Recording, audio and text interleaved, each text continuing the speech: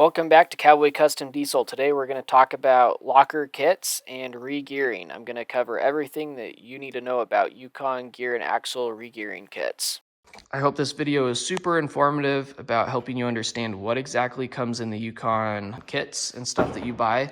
If you're going to be regearing your Sterling 10.5, Sterling 10.25, and Dana 50, and the Dana 60 is pretty much the same. You're just going to have bigger bearings and stuff in the front axle. Okay, welcome back, guys. Today we're going to be installing a Grizzly Yukon locker, limited slip differential, 538 ring and pinions, and install kits on this 1973 Ford Courier that has a Sterling 10.5 and Dana 50 solid front axle from a 2000 Ford Excursion.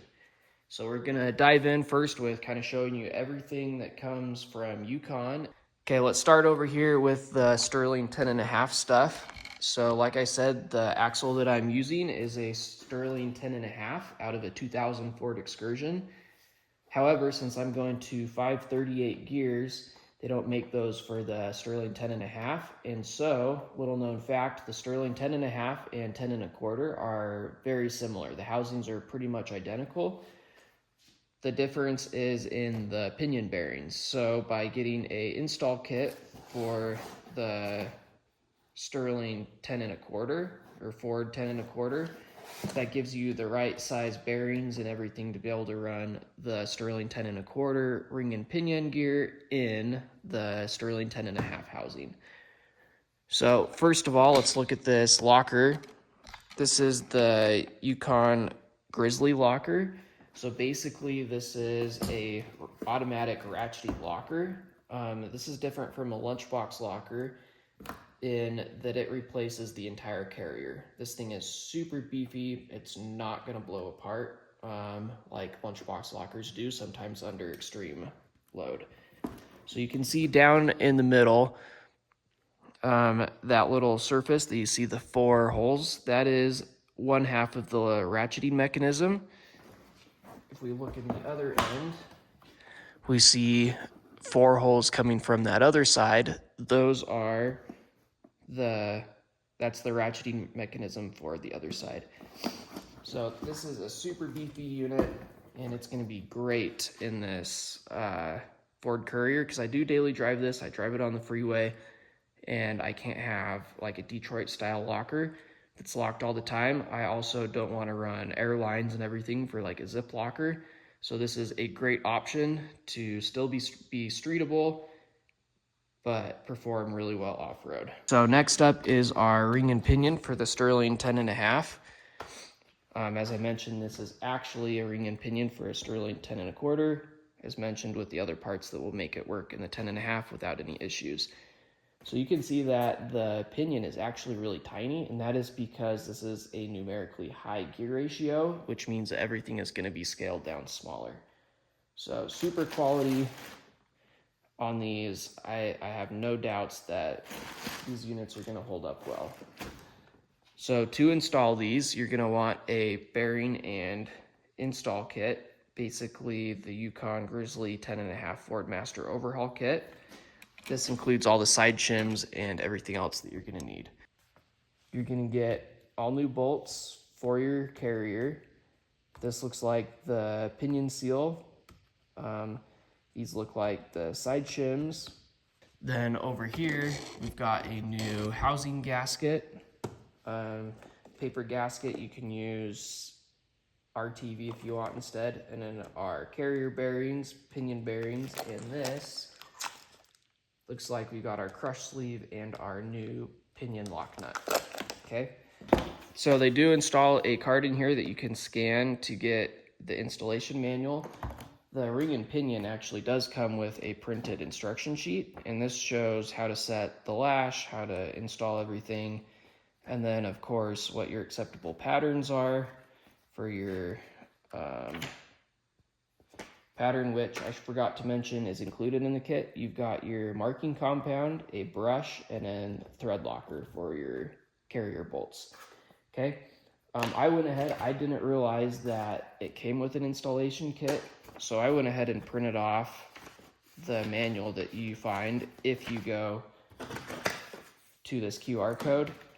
So we'll dive in and we'll see. I'm pretty sure this has all the exact same information that is found in the copy that comes in the box. So it's nice that they include everything that you need. Okay, let's move over here and look at the Dana 50 solid axle stuff.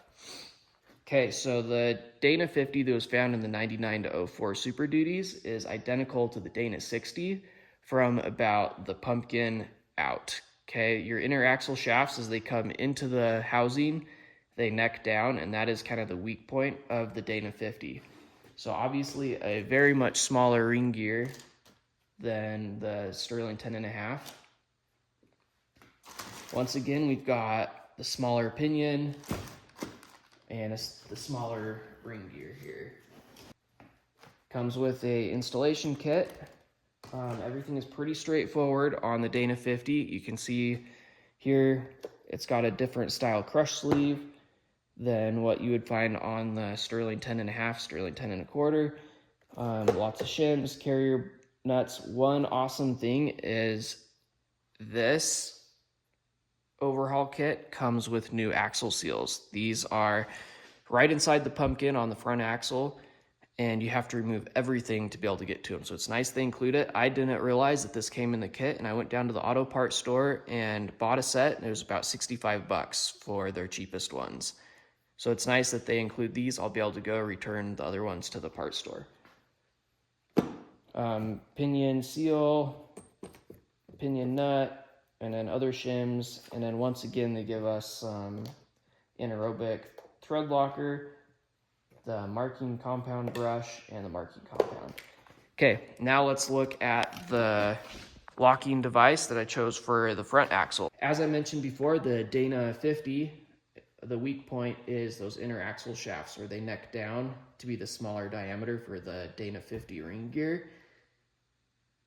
Because of that, it can be dangerous to go to a full locking device in the front because you're gonna snap the weak point on the axles. Like, granted, if your bearings and U-joints and everything else are good, you're gonna be snapping the inner axle shafts right where it necks down. So I went with the Yukon limited slip or posi, okay? So this has springs and clutches in it that will help send the power to the wheel that needs it the most. One of the big criticisms of the limited slip off-road is that if you get a wheel in the air, then that wheel will start to turn. The great thing is you can just hit the brakes just a little bit, apply some brake pressure to that tire that's in the air, and the limited slip will engage and it will send all your power to the wheel that is still on the ground, and that is the magic of the limited slip. Okay, and it's going to allow some slip, and so we're not going to be breaking axle shafts and stuff. If I jam one of my tires into my leaf spring from turning too sharp or something like that, instead of blowing a axle end U-joint, which is pretty common, it's just going to pick up the slip in here. So with a regular locker, you jam your tire into your leaf spring and something has to give. Can't be the differential because it's locked, so that's when you start blowing U-joints and breaking the inner axle shaft. Okay, one thing to note on here, I didn't realize this, but did my own research. It's nice that they provide this tag with it.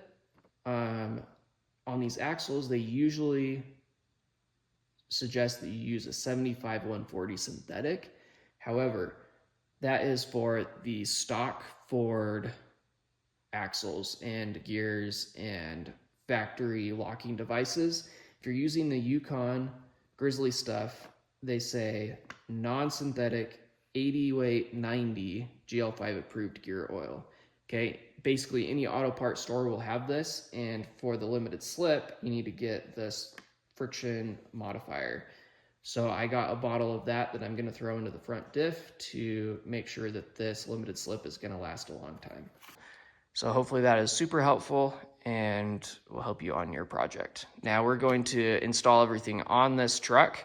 We've got Dana 50 out of a 2000 Ford Excursion. That's the solid axle, not the twin traction beam. And then we've got the Sterling 10.5 in the rear, and that is also out of a 2000 Ford Excursion.